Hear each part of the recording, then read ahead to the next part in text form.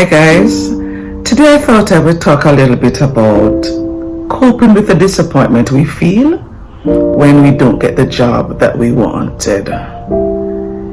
Because sometimes even when we send out the most brilliant cover letters with the most persuasive attention grabbers, and we have to do that, but sometimes we still don't get the job. And there are different reasons, but that's not the focus of today's video. What I want to talk about is how we need to deal with the pain that we feel when we're disappointed. Now, at some stage, everyone will feel that disappointment when they're job hunting. Most of us will. You may be lucky, and maybe you got the job, the first job you applied for. I know for me, I wasn't that lucky. When I migrated from Jamaica to Vancouver, I sent out 200 resumes and I got one job offer.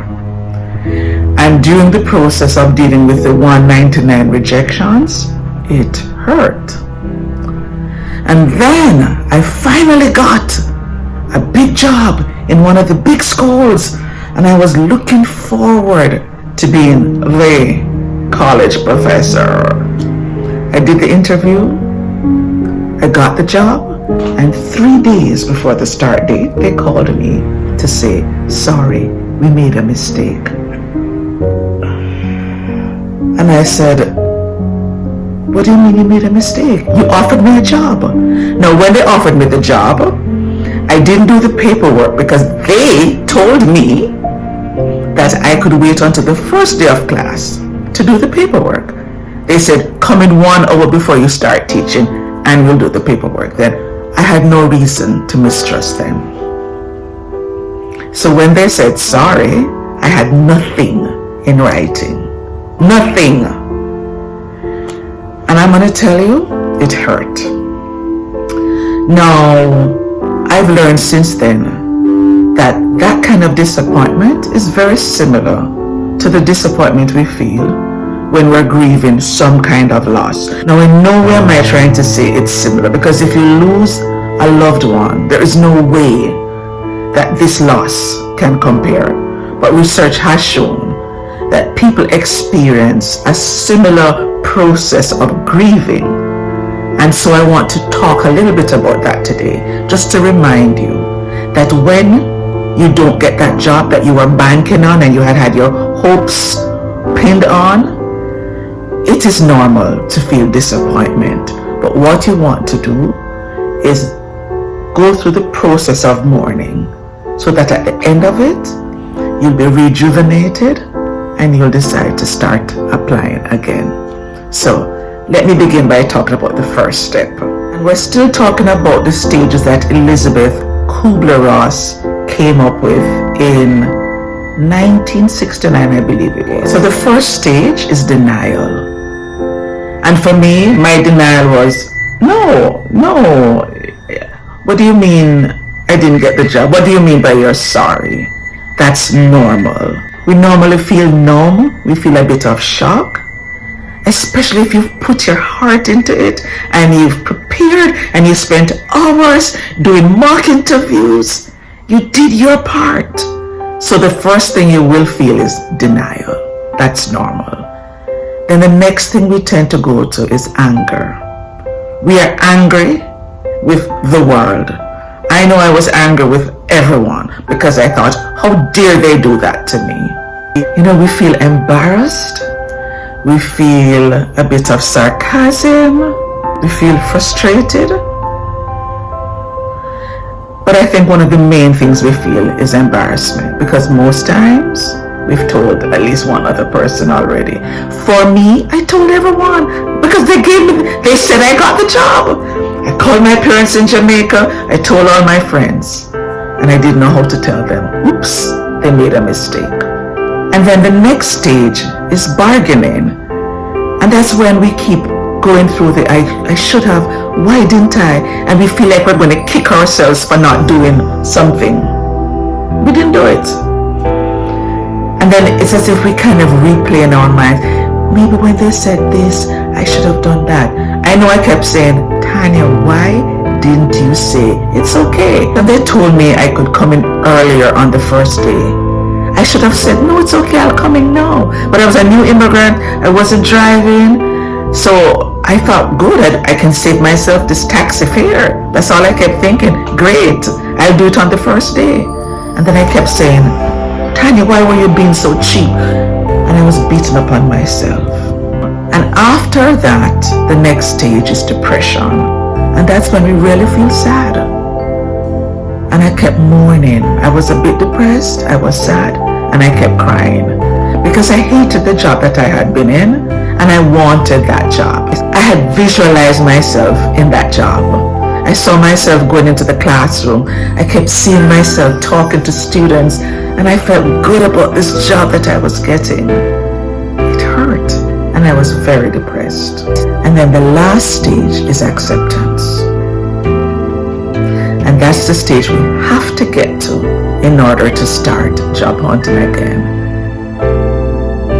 Now, acceptance doesn't mean accepting that you're not good enough or that's not the job for you. No, accepting the result and accepting that this is your life and this was always meant to happen to you. Because anyone who has ever been disappointed, if they stick around, they usually at the end say, you know what, I'm really glad that didn't work out. But at the moment, all we can see is the no, the negative outcome, and all we can do is feel that pain. But the truth is that when we accept it and we move on, we usually find out that it was for our best. For me, about 2 months after the job didn't work out, I got a call from that school where another department offered me a job. Up to this day, I don't know how they got my resume because I didn't apply. I didn't reach out to anyone there. I can only assume that the woman felt bad and she passed my resume along. Now that school was offering me a 1 semester position, and even though it was just 1 semester, I just wanted to put it on my resume. So I didn't care if it had been 1 week, I would have taken it still. It was a big school and I wanted that on my resume. So when they passed my name along, initially I was a little confused. It turns out that that job that they passed me along to, it was a part-time job that I kept for 4.5 years. And I left when something else came up. So the job that I had applied to was only going to be for 14 weeks. They passed my resume along to another department, and I was there for 4.5 years. So at the end of the 4.5 years, when I looked back, I saw the value in what happened, and I realized that the disappointment was for my good. And that's the mindset you also have to have. The mindset that says, it hasn't worked out yet, it hurts, I really am disappointed, but something better is on the way for me. In Jamaica, we have a saying where we say, what is for you, can't unfor you. And it means that for each person, there is a destiny, there's a plan, there's a purpose. And nothing is going to get in your way and stop you from getting what you deserve and what is for you. So I want to encourage you, if you've been disappointed because you never got a job, and you really had your mind on it, and you feel like, what's the use? This is so hard. Yes, job hunting is a long, tedious process, and it will involve a lot of ups and downs and a lot of disappointment. But when you get to the place of accepting that this is for you, now it's time to look at your life again and decide, do you really want that job? Because in all honesty, I didn't really want that job. I wanted a better job, and that was the best one that had come up. So allow yourself the space to dream and to figure out, what do I really want? Do I really even want to be to be working for anyone? Do I want to be self-employed? See this as an opportunity to look at your life and to figure out what's your next move and to think in terms of possibilities. What's possible for me? And make your plans. And if it means that you really want that job, then go for it. When I complained to a friend of mine, a Canadian friend of mine, she said, do you want the job or do you not? And then she said, I can get you a job elsewhere. I know a lot of recruiters. You don't have to teach. But I said to her, no, I want to teach. And she said, if you want to teach, then this is what it takes. You are going to go through ups and downs, hills and valleys. And I want to tell you the same thing.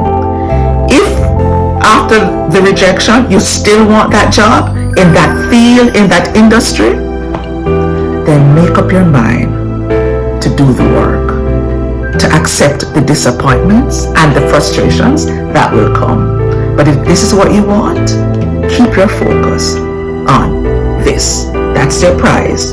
Eventually, you must get it. It may not happen when you want it, but it will happen. I wanted a full-time college professor position when I was rejected from that job. It took 7 years for me to finally get tenure in one school. 7 years. Because I had decided that I didn't plan to change field. I wanted to be a college professor. And so I want to encourage you, make up your mind to do the work and go after whatever it is you're dreaming of, because you will get it eventually. Eventually you will get it. So I hope that helps. And for anyone who is feeling a little bit discouraged, the sun will come out tomorrow.